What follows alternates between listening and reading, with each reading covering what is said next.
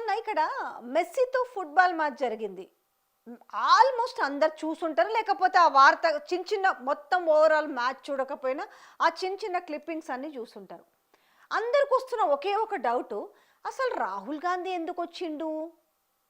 రాహుల్ గాంధీ ఒక్కడే రాలేదు. రాహుల్ గాంధీతో పాటు వాళ్ళ మేనల్లున్నో మేనకోడల్లో ప్రియాంక గాంధీ పిల్లల్ని తీసుకొని వచ్చిండు.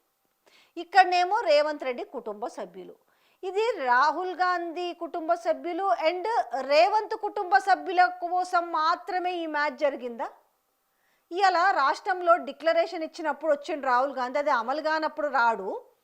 తర్వాత నిరుద్యోగులకు హామీ ఇచ్చిర్రు. అంతకుముందు వచ్చి అశోక్ నగర్లో గుసనాలతో మాట ముచ్చట పెట్టిండు, ఛాయలు తాగి టిఫిన్లు చేసి. మళ్ళీ తర్వాత అత్తాపత్తా లేడు. ఇక్కడ గ్లోబల్ సమ్మిట్ అయితే కూడా వీళ్ళు ప్రత్యేక చార్టెడ్ ఫ్లైట్ వేసుకొని పోయి కూడా ఇన్వైట్ చేస్తే రాలేదు. కానీ అంటే ఒక ఎంటర్టైన్మెంట్ కోసం మాత్రమే తెలంగాణకు వచ్చిండా అనే విమర్శలు కూడా ఉన్నాయి. ఇది వాస్తవం కదా. ఇవాళ ఉన్నది మూడు రాష్ట్రాలలో ఉంది కాంగ్రెస్ పార్టీ ప్రభుత్వంలో, తెలంగాణతో కలుపుకొని. రేపు కర్ణాటక ఉంటుందో ఊడుతుందో తెలియదు.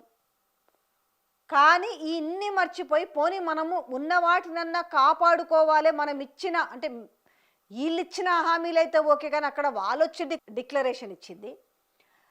కామారెడ్డిలో బీసీ డిక్లరేషన్ ఇస్తారు, వరంగల్లో రైతు డిక్లరేషను రాహుల్ గాంధీ ఆధ్వర్యంలోనే. మరి వాటి కోసం అయితే రావాలి కదా. కాదు, ఇచ్చినాం అయిపోయింది. మాకిప్పుడు ఎంటర్టైన్మెంట్ మాత్రమే ముఖ్యము. సో ఆ మెస్సీని చూడాలి, మెస్సీతో మాట్లాడాలి, అలాగే మెస్సీతోటి వీళ్ళ కుటుంబ సభ్యుల్ని కల్పించాలి. ఇదే కేవలం వాళ్ళ కోసం పెట్టుకునే ప్రోగ్రాం మాత్రమే ఇదనేసి ఈరోజు తెలంగాణ రాష్ట్ర వ్యాప్తంగా మాట్లాడుకుంటున్న ముచ్చట్లివి. ఇప్పుడు అర్థమైంది కదా. Rahul Gandhi after all Messi కోసం వస్తారని కొందరు, కానీ ఆఫ్టర్ ఆల్ అనడానికి లేదు కదా మెస్సీని. ఆ మెస్సీ కోసం ఎవరైనా రావాల్సిందే, ఎంతటి వాళ్ళైనా దిగి రావాల్సిందనడానికి కారణం ఇక్కడ రాహుల్ గాంధీ తమ కుటుంబ సభ్యులను తీసుకొని ప్రియాంక గాంధీ పిల్లలు తీసుకొని వచ్చిందంటేనే అర్థమైంది కదా. ఇక్కడ రేవంత్ రెడ్డి కుటుంబ సభ్యులు మొత్తం వచ్చి కూర్చున్నాడు. రేవంత్ రెడ్డి కుటుంబ సభ్యుల కోసం మాత్రమే ఈరోజు ఆ మ్యాచ్ జరిగిందనేది అయితే అర్థమైంది కదా. ఇది అసలు లెక్క.